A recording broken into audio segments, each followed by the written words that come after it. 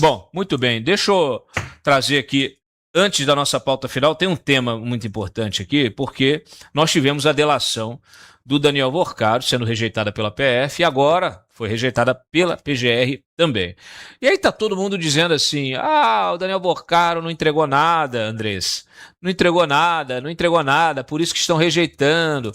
Eu fiz uns alertas aqui, que não é bem assim, mas eu gostei muito porque o Andrés escreveu um artigo é, explicando, assim, vocês não estão entendendo. Se essas informações que estão sendo colocadas, né? Se essas informações estão sendo colocadas pela imprensa, é tudo que está vazando. Se ele está dizendo, por exemplo, o Daniel Vorcaro disse que o Alexandre não contratou a mulher do Alexandre de Moraes. Ele não contratou a mulher do Alexandre de Moraes em busca de uma contrapartida, mas em busca de se aproximar do ministro. Gente, pelo amor de Deus, cadê o Andrés? Cadê o Andrés? Hã? Cadê, Felipe? Olha aí, Andrés. Eu tô aqui. Tá me vendo, Cláudio? André, você escreveu um artigo, estou te vendo, te ouvindo muito bem. Eu queria que você comentasse um pouco. O pessoal está falando de algumas coisas, algumas verdades aí, e fazendo interpretações, me parece, equivocadas. Mas você colocou tudo no seu devido lugar. Por favor, explique para a nossa audiência. Vamos lá, isso é bem interessante, porque tem muita gente que analisa essa questão da rejeição da delação do Vorcaro. Ah, ele quer ficar mais tempo na cela da PF, ele quer se aproveitar, quer arrastar isso até o jogo virar. Mas, de fato, se você for olhar o que ele disse, é muito grave, né? Ele disse de um jeito econômico, mas ele entregou fatos muito graves.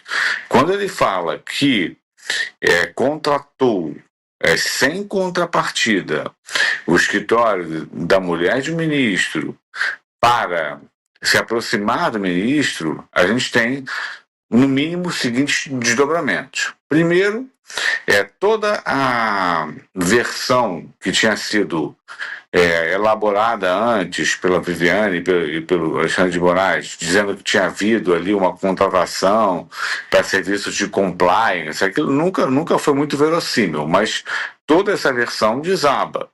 Porque ele tá dizendo exatamente o oposto. Não tinha contrapartida, ou seja, não tinha serviço. No momento em que não tem serviço, a gente cai numa figura da simulação. A gente fica, bom, então o contrato foi simulado para unicamente possibilitar essa aproximação. Além da simulação, a gente cai num problema que é a lavagem de dinheiro. Ou seja, você está usando dinheiro de fonte ilícita, que é o próprio Banco Master. Todo o dinheiro que vinha do Banco Master era um dinheiro ilícito, porque vinha da REAG, vinha de fontes que a gente sabe quais são, e esse dinheiro, então, era lavado, ele era repassado para a mulher de um ministro. Me parece bastante grave. E o outro fato é que o crime de corrupção, ele não necessita da corrupção do agente público e do corruptor. Você pode dividir o crime de corrupção em dois. Então, o que acontece? Para o crime de corrupção, basta oferecer uma vantagem ilícita. E muito embora você possa dizer, nunca houve prática de nenhum ato de ofício por parte do ministro, o fato é que, desde o julgamento do mensalão, toda a jurisprudência do Supremo se orienta no sentido de que não precisa haver um ato de ofício, basta que você faça essa aproximação, basta que o ministro do qual você se aproximou, via esposa, esteja ali à disposição ou de alguma maneira comprometido com você por conta desse oferecimento da vantagem. Então, ao fazer isso, ao oferecer e concretizar essa vantagem mediante pagamento, a gente tem também o crime de corrupção ativa. Então, na verdade, o contrato ele já era conhecido. Todo mundo conhecia o contrato, tinha versões sobre o contrato, para que servia o contrato. O ministro ofereceu uma, a esposa do ministro ofereceu outra, mas ninguém tinha tido ainda a confirmação do que era, embora todo mundo soubesse ou desconfiasse seriamente do que era.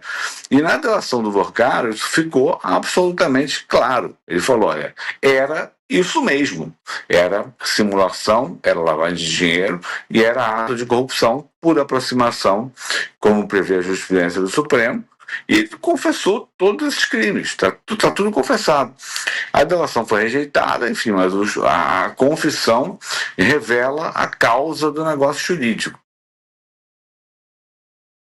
Isso é muito importante porque a turma lá daquele canal ao lado está dizendo que porque ele não revelou nada, então a PF ficou insatisfeita. Muito pelo contrário, o que a gente está vendo, segundo a tua própria interpretação, é que ele confessou os crimes cometidos, né? Ele confessou, quando ele contrata a Viviane, ele está comprando a simpatia do ministro. Isso que garantiu a ele mandar mensagem para o celular do próprio ministro. Conseguiu bloquear. A gente não pode esquecer as mensagens que o Moraes, inclusive, negou. E que depois a sua negativa foi desmontada publicamente pela imprensa, mostrando que ele, inclusive, respondeu do celular que ele usava, o funcional do próprio Supremo. E ele já contou, tem mensagens dele para a ex-namorada, então namorada, a Peleleca, de que ele jantava com o Moraes, estava com o Moraes diversas vezes, ele falava disso. No apartamento dele. Ele fez uma call ao lado do Moraes, ela falou sobre isso. Então, parece que deu certo contratar o escritório da mulher para se aproximar do ministro. Estava bem próximo, né? É uma cadeira VIP, eu diria, né? Ele comprou um lugar na mesa de jantar do Alexandre Moraes. E claro, quando a gente vê a PGR negando a delação, a PAF negando a delação, é claro que eles estão jogando o jogo do STF, de enterrar essa história, na expectativa de que ela possa desaparecer, como se fosse uma nuvem no ar. Né? Um dia a gente vai esquecer dessas histórias e ninguém nem mais vai lembrar do Máster e do Vorcaro. Quando acabar a eleição, ninguém vai mais lembrar. É com isso que eles estão contando. E isso é um absurdo completo. Então, parabéns, Andrés, pela colocação. Eu acho que a gente precisa bater muito nessa tecla. E a gente vai avançar aqui. Eu vou fechar a nossa conversa justamente com, se você quiser, você pode permanecer mais um pouquinho para a gente falar do Moraes, lá da história lá do AGU, ou você quer se despedir? Cláudio, eu queria me despedir. Eu estou realmente assim já bastante apertado de horário. Eu sei. Não se importar. Então, obrigado pela presença aqui, Andrés.